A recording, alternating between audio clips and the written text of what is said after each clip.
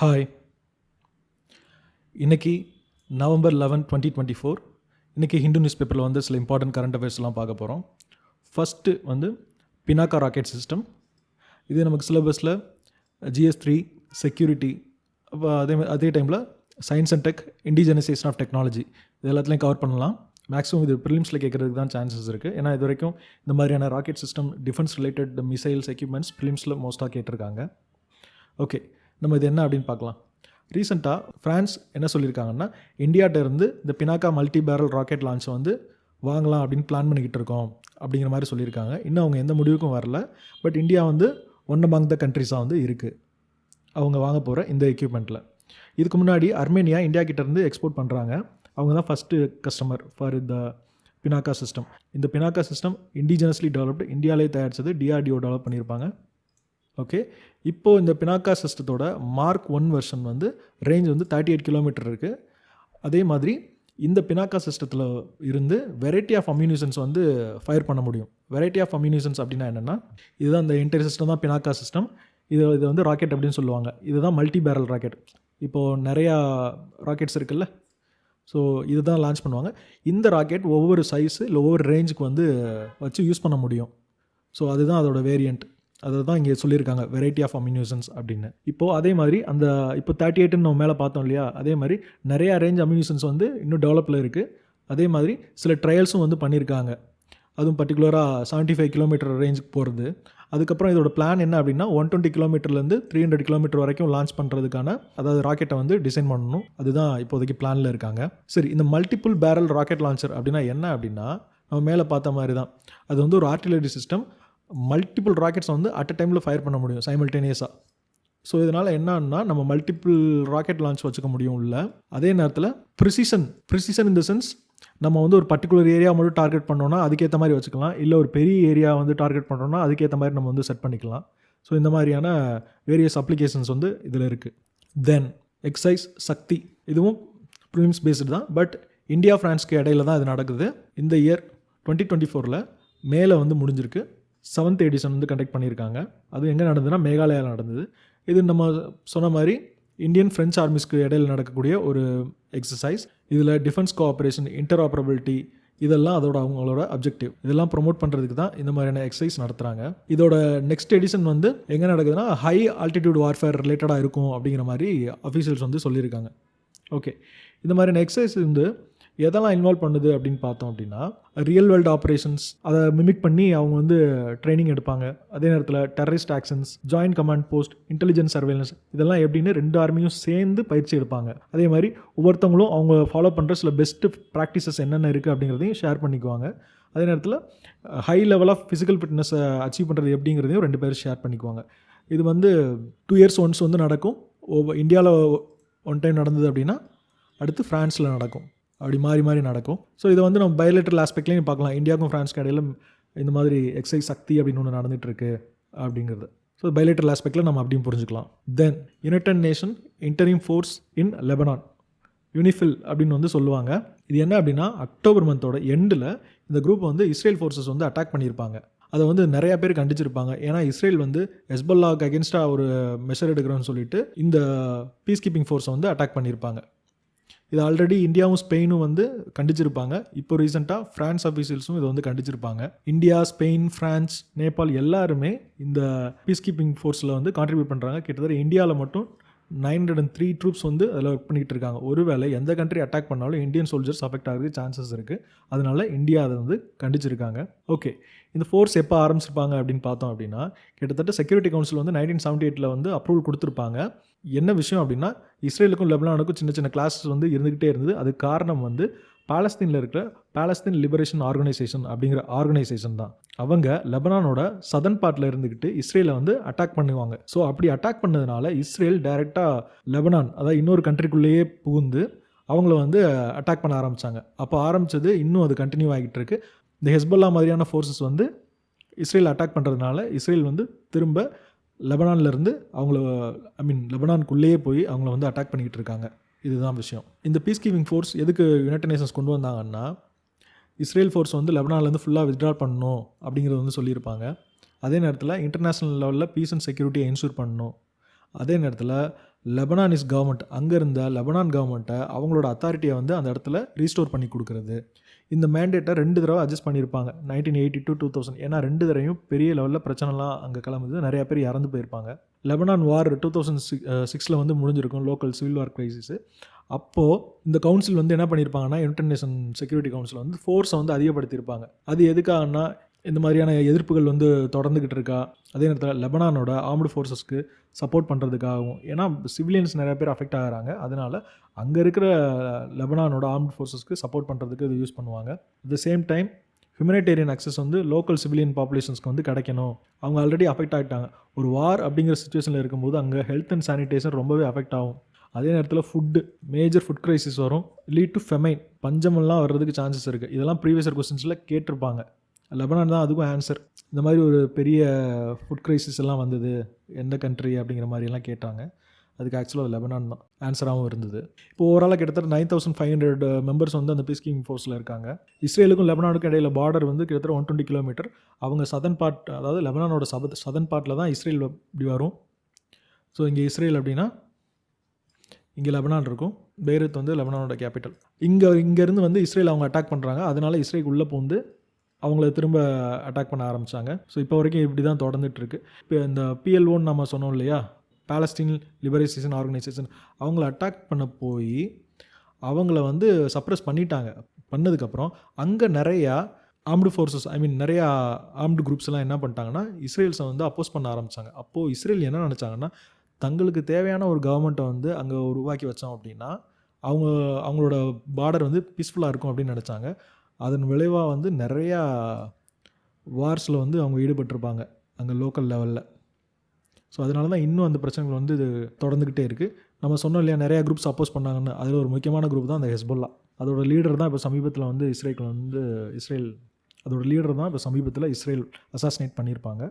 அது இன்னும் பெரிய பிரச்சனையாகிடுச்சு. இந்த யூனிஃபில் பீஸ் கீப்பிங்க்கு ஃபண்டு எங்கேருந்து வருதுன்னா எல்சி இனிஷியேட்டிவ் ஃபண்ட் அப்படிங்கிறது ஒரு யூஎனோட ட்ரஸ்ட் ஃபண்டு, அதுலேருந்து தான் வருது.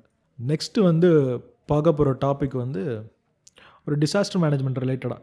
இப்போது இந்த சார்தாம் யாத்ரா அப்படின்னு ஒரு யாத்ரா வந்து கண்டக்ட் பண்ணுவாங்க நார்த் இந்தியாவில்.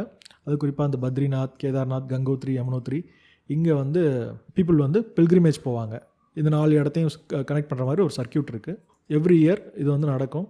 இங்கே இப்போ ரீசெண்டாக என்னென்னா கிட்டத்தட்ட 246 பில்கிரிம்ஸ் வந்து இறந்து போயிருக்காங்க. ஸோ இது ரிலேட்டடாக தான் நம்ம இதில் பார்க்க போகிறோம். அதே நேரத்தில் 6 மாதத்துக்கு மேலே வந்து இந்த யாத்ரா வந்து நடக்கும். அப்படியே தொடர்ந்து அப்படியே போயிட்டு அப்படியே வருவாங்க. இது வந்து வெறும் ரிலீஜியஸ் செலிப்ரேஷன் மட்டும் கிடையாது, இது வந்து ஒரு பெரிய எக்கனாமிக் ஆப்பர்ச்சுனிட்டியும் இருக்குது. இது ஸ்டேட்டோட முக்கியமான வருமானத்தில் இந்த சார்தாம் யாத்திராலேருந்து கிடைக்கக்கூடிய வருமானமே பெரிய ஒரு வருமானமாக இருக்குது. மோர் தென் 10 lakh பீப்புள்ஸ்க்கு வந்து இதனால் எம்ப்ளாய்மெண்ட் கிடைக்கிது இந்த யாத்ரானால். ஹோட்டல்ஸ் வச்சுருக்கிறவங்க, இந்த ஹேண்டிகிராஃப்ட்ஸ் இண்டஸ்ட்ரீஸு, அதாவது கைவினைப் பொருட்கள் விற்கிறவங்க, அங்கே இருக்கிற அந்த பூசாரிகள், அப்புறம் கைட்ஸு, டாக்ஸி ஓட்டுறவங்க, இந்த குதிரையெல்லாம் வச்சு ஓட்டிகிட்டு போவாங்க. குதிரைன்னா அந்த கோவேரி கழுதை இது மாதிரிலாம் உட்கார வச்சு கூட்டிகிட்டு போவாங்க இல்லையா அவங்க, அப்புறம் பொட்டியெல்லாம் தூக்கிட்டு போகிறவங்க, இது மாதிரி ஏகப்பட்ட பேருக்கு வந்து எம்ப்ளாய்மெண்ட் கிடைக்கிது. அதான் மோர் தென் 10 lakhs பீப்புள்ஸ் அப்படின்னு சொல்கிறாங்க இந்த 6 மாதம் அந்த டைமில். கிட்டத்தட்ட இந்த ரிலீஜியஸ் டூரிசமில் இருந்து மட்டும் 7500 crores வந்து அவங்களுக்கு வந்து கிடைக்கிது. இது ஸ்டேட்டோட ரெவன்யூவில் ஒரு முக்கியமான போர்ஷன். இப்போ உத்தரகாண்டில் வந்து இந்த ரிலீஜியஸ் டூரிசமில் இருந்து மட்டும் இவ்வளோ வருமானம் வருது. உத்தரகாண்ட் கவர்மெண்ட் என்ன சொல்லியிருப்பாங்க அப்படின்னா, அவங்களோட டேட்டா பிரகாரம் இந்த யாத்திராவில் கிட்டத்தட்ட 47 லட்சத்துக்கு மேலே வந்து பில்கிரிம்ஸ் வந்து பார்ட்டிசிபேட் பண்ணுவாங்க. அது மேலேருந்து ஆரம்பித்து நவம்பர் வரைக்கும் கண்டினியூ ஆகும். ஸோ இப்படி இவ்வளோ பேர் பார்ட்டிசிபேட் பண்ணுறதுல கிட்டத்தட்ட 246 பேர்கிட்ட இறந்துருப்பாங்க. ஸோ என்ன பிரச்சனை இருக்குது அப்படிங்கிறத வந்து பார்க்கலாம். ஸோ டிசாஸ்டர் மேனேஜ்மெண்ட் ஆஸ்பெக்டில் பார்க்கும்போது இது வந்து நம்ம ஒரு கேஸ் ஸ்டடியாகவும் பார்க்கலாம். ஆல்ரெடி கேஸ் ஸ்டடிக்காக இன்னொரு டாபிக் வந்து நெக்ஸ்ட்டு வரப்போகுது, அது என்னென்னு பார்க்கலாம்.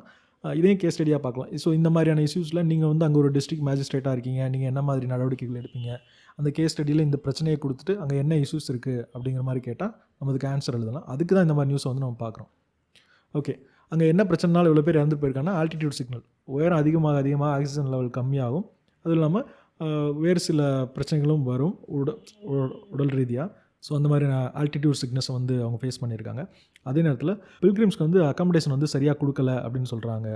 அந்த பாதை, அந்த போகிற வழி இதில் எல்லாத்துலேயும் வந்து ரொம்பவே கூட்ட நெரிசல் ஜாஸ்தி. அதே நேரத்தில் வெதர் வந்து ரொம்பவே ஹார்ஸாக இருக்குது, அதாவது கடுமையான குளிர் அந்த மாதிரியெல்லாம் இருந்திருக்கு. ப்ராப்பர் ஹெல்த் ஸ்க்ரீனிங் அதுவும் இல்லாமல் போயிடுச்சு. ஸோ இது எல்லாமே இந்த மாதிரியான இறப்புகளுக்கு வந்து காரணமாயிருச்சு. அதே நேரத்தில் இன்னொரு முக்கியமான விஷயம் என்ன, கிட்டத்தட்ட 47 லட்சம் பேர் போகிறாங்க. அப்போது அங்கே இருக்கிற கேரியிங் கெப்பாசிட்டி அந்த ஏரியாவில் எவ்வளோ அப்படின்னு பார்க்காம கவர்மெண்ட் வந்து அலோவ் பண்ணது தப்பு அப்படிங்கிற மாதிரியும் சில பேர் கிரிட்டிசைஸ் பண்ணுறாங்க. ஸோ அந்த கேரியிங் கெப்பாசிட்டி பிரின்சிபல்ஸை வந்து வயலேட் பண்ணதாகவும் சொல்லியிருக்காங்க இந்த சார்தம் யாத்திராவில்.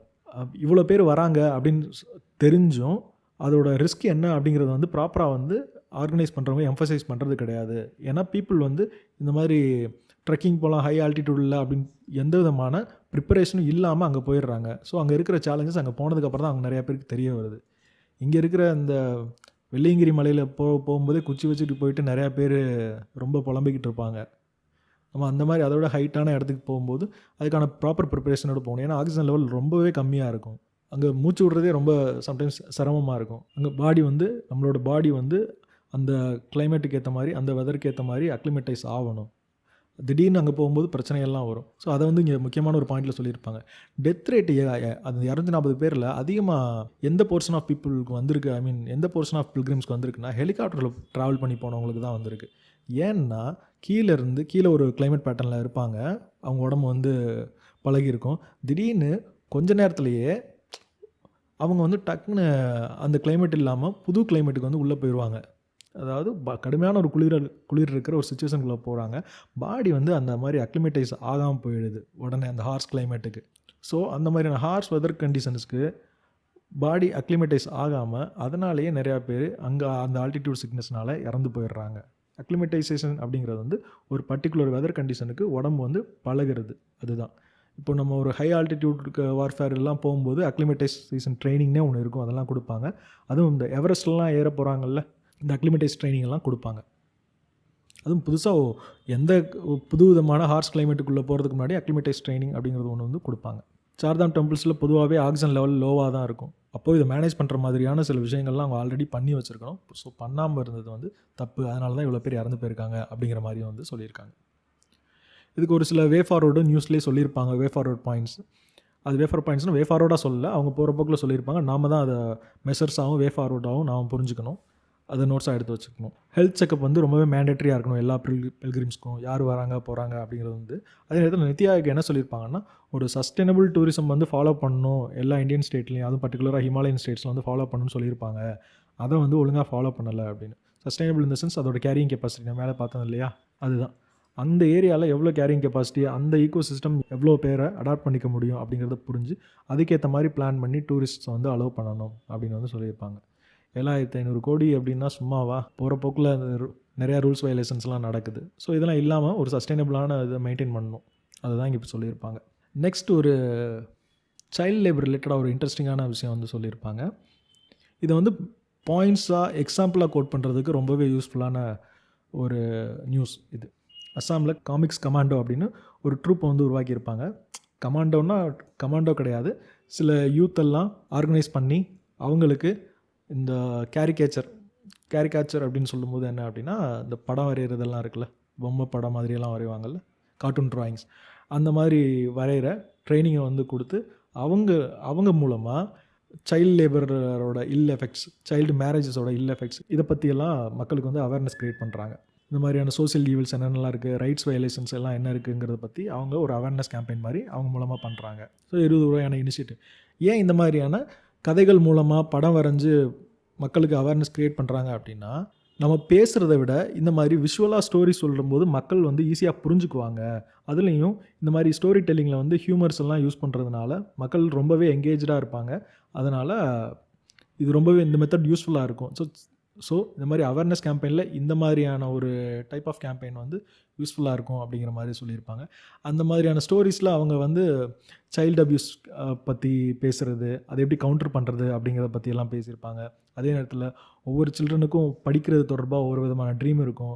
அதை பேரண்ட்ஸ் அவங்களோட எக்கனாமிக் ஃபேமிலி இன்கம் சூழ்நிலை சரியில்லை, இல்லை ஃபேமிலி இன்கம் அதிகப்படுத்தணுங்கிறதுக்காக அவங்கள சின்ன வயசுலேயே வேலைக்கு அனுப்புறது, அதில் இருக்கிற பிரச்சனைகள் இதெல்லாமே அந்த ஸ்டோரிஸில் வந்து அட்ரஸ் பண்ணியிருப்பாங்க. குறிப்பாக இந்த மாதிரியான காமிக்ஸ் யூஸ் பண்ணும்போது காமன் பீப்புள் அதை ஈஸியாக அண்டர்ஸ்டாண்ட் பண்ணிக்குவாங்க. இப்போ டேரெக்டாக யூடியூப் அந்த மாதிரி நம்ம சொல்லும்போது அது ஒரு வகையான மீடியா தான். பட் காமன் பீப்புளுக்கு சின்ன வயசுலேருந்து இந்த ஸ்டோரி அப்படிங்கிறது வந்து எப்போவுமே அவங்களுக்கு தொடர்பில் இருந்துக்கிட்டே இருக்கிற ஒன்று. அப்போது இந்த மாதிரி ஒரு யங் வாலண்டியர்ஸ் வச்சு அவங்க மூலமாக இந்த மாதிரி காமிக்ஸ் மூலமாக இந்த மாதிரியான அவேர்னஸ் க்ரியேட் பண்ணுறது வந்து ரொம்பவே பீப்புளுக்கு வந்து எங்கேஜிங்காக இருக்கும். ஸோ இது வந்து ஒரு அவேர்னஸ் ப்ரோக்ராம் தான். ஸோ இதை யூஸ் பண்ணியிருப்பாங்க. பொதுவாக பேரண்ட்ஸ், அதுவும் லோ இன்கம் குரூப்ஸில் இருக்க பேரண்ட்ஸ் வந்து அவங்களோட சில்ட்ரனை வந்து ஃபோர்ஸ் பண்ணி வேலைக்கு அனுப்புகிறாங்க. குறிப்பாக எங்கே தான் அந்த செங்கல் சூளைகள், அப்புறம் அங்கே இருக்கிற ஃபார்ம் லேண்ட்ஸ்லாம் வேலைக்கு அனுப்புகிறதா வந்து சொல்லியிருப்பாங்க. ஸோ அவங்களுக்கு மத்தியில் வந்து இந்த அவேர்னஸை க்ரியேட் பண்ணுறதுக்கு தான் இந்த இனிஷியேட்டிவ் வந்து லான்ச் பண்ணியிருப்பாங்க லோக்கல் லெவலில். இதை நம்ம வந்து எக்ஸாம்பிளாக கோட் பண்ணலாம். சைல்டு லேபருக்குன்னு இல்லை, இந்த மாதிரியான இப்போ காமிக்ஸ்ன்னு நம்ம ஒரு விஷயத்தை பார்த்துட்டோமா, காமிக்ஸ் மூலமாக அவேர்னஸ் க்ரியேட் பண்ண முடியும் அப்படின்னு.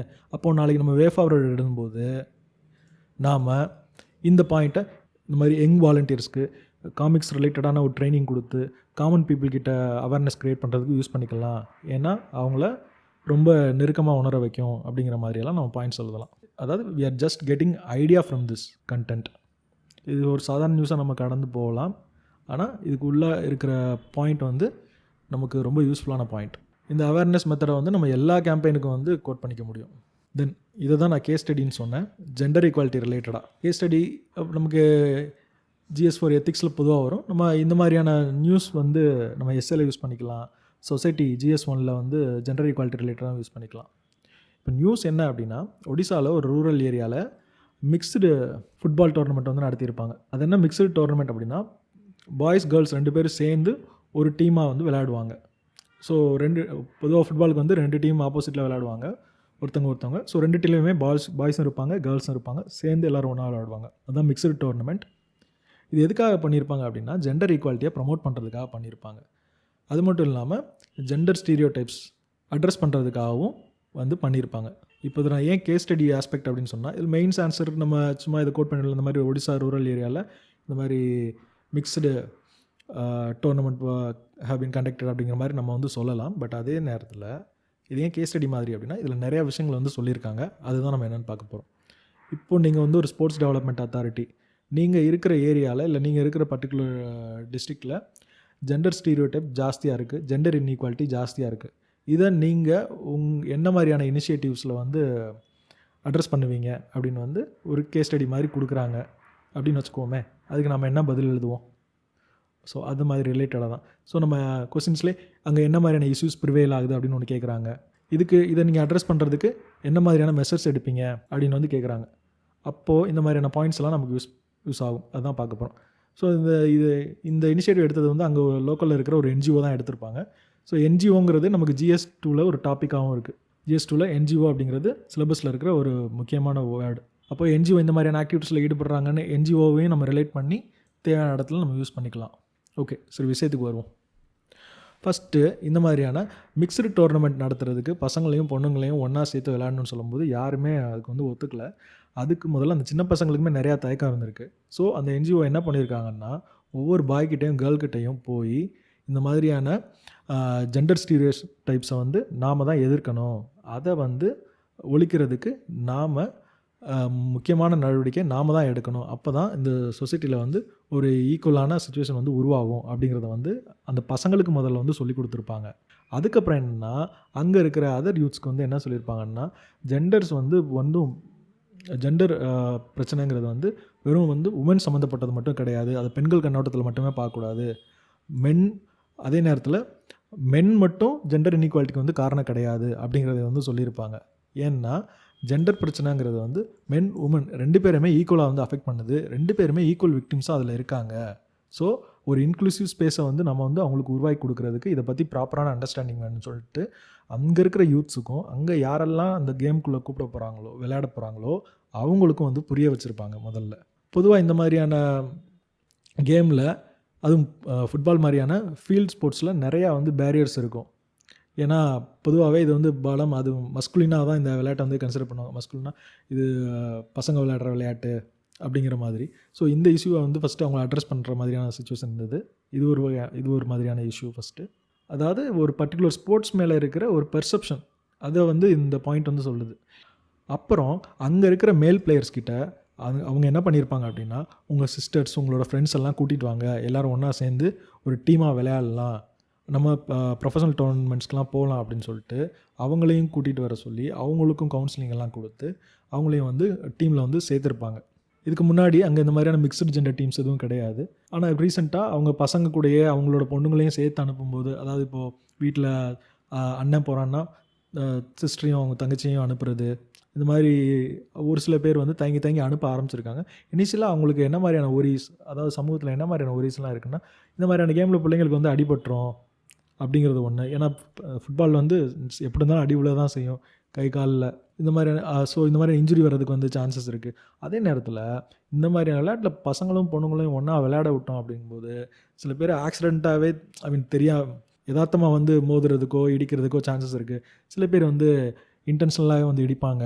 இப்போ இந்த மாதிரியான பிரச்சனையும் இருக்குது. ஏன்னா இது வேகமாக 2 பேரும் ஒன்றா சேர்ந்து விளையாடுற கேமு. இடித்து தள்ளி விட்டு உரசிக்கிட்டுலாம் விளையாடுற மாதிரி இருக்கும். ஸோ இந்த மாதிரியான இன்அப்ராப்ரியேட் டச்சஸ் எல்லாம் இருக்கும் அப்படின்லாம் வீட்டில் பேரண்ட்ஸ் வந்து கவலைப்பட்டிருக்காங்க. ஸோ இந்த மாதிரியான இஷ்யூஸ் எல்லாம் இப்போ ஒரு சொசைட்டி ஆஸ்பெக்டில் பார்க்கும்போது இப்படியெல்லாம் திங்க் பண்ணுவாங்க அப்படிங்கிறத வந்து நாம் அந்த இடத்துலேருந்து நாம் புரிஞ்சுக்கிறது. இந்த மாதிரியான பெர்செப்ஷன் இருக்கிற ஒரு சமூகத்துக்குள்ளே கொண்டு வரணும் அப்படின்னா அவங்க ஆல்ரெடி கற்று வச்சுருக்கிற சில ஸ்டீரியோ டைப்ஸை வந்து நாம் வந்து கைவிடணும். அதை தான் இங்கே வந்து இந்த இந்த ஜெண்டர் ஈக்குவாலிட்டியை கொண்டு வரதுக்கு நிறைய அன்லேர்னிங் பண்ண வேண்டியிருந்தது அப்படிங்கிற மாதிரிலாம் சொல்லியிருப்பாங்க.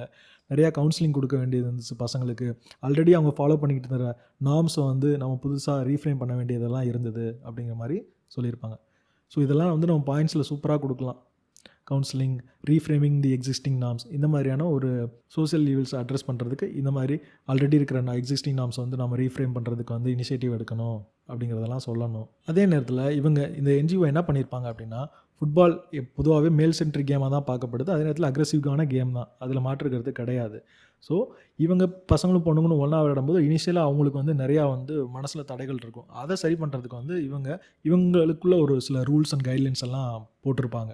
ஸோ ஃபஸ்ட்டு என்ன தான் ஃபுட்பாலோட ரூல்ஸ்னு ஒன்று இருந்தாலும் இவங்க புதுசாக ஒரு செட் ஆஃப் நார்ம்ஸ்குள்ளே போகும்போது அவங்களுக்குன்னு ஒரு சில ரூல்ஸ் அண்ட் கைட்லைன்ஸ் வந்து போட்டிருப்பாங்க. அதே நேரத்தில் முக்கியமாக அந்த பசங்களுக்குள்ள ஒரு டிஸ்கஷன்ஸ் வந்து இவங்க கொண்டு வந்திருப்பாங்க.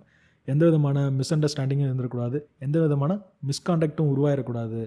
அப்போ தான் இந்த ஜெண்டர் பயாசஸோட உண்மையான பிரச்சனை என்ன, அதோட நெகட்டிவ் இம்பேக்ட்ஸ் என்ன அப்படிங்கிறத வந்து இவங்களுக்கு ப்ராப்பராக புரிஞ்சுக்க முடியும் அப்படிங்கிறதையும் அவங்களுக்கு வந்து உணர்த்தியிருப்பாங்க. இதுக்கு நிறையா டிஸ்கஷன்ஸ் வந்து போயிருப்பாங்க. அதுக்கப்புறம் தான் 2023 டோர்னமெண்ட் வந்து சக்ஸஸ்ஃபுல்லாக அந்த குரூப் வந்து நடத்தி முடிச்சிருப்பாங்க.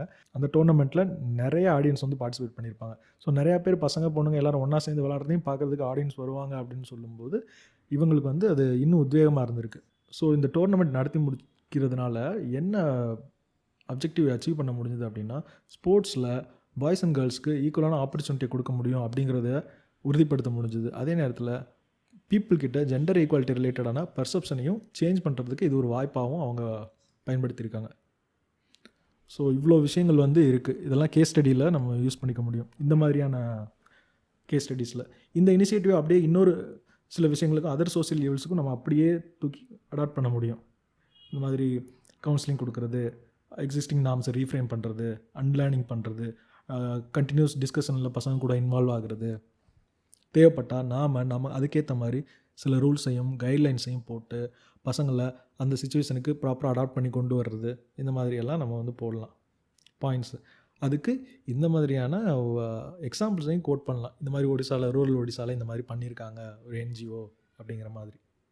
ஜெண்டர் பயாஸ் இருக்கிற ஏரியாவில் நீங்கள் ஒரு கவர்மெண்ட் அத்தாரிட்டியாக இருக்கீங்க அப்படின்னா நீங்கள் அதை சரி பண்ணுறதுக்கு வேறு என்ன மாதிரியான மெஷர்ஸ் எல்லாம் எடுப்பீங்க அப்படிங்கிறத கமெண்ட்டில் டைப் பண்ணுங்கள்.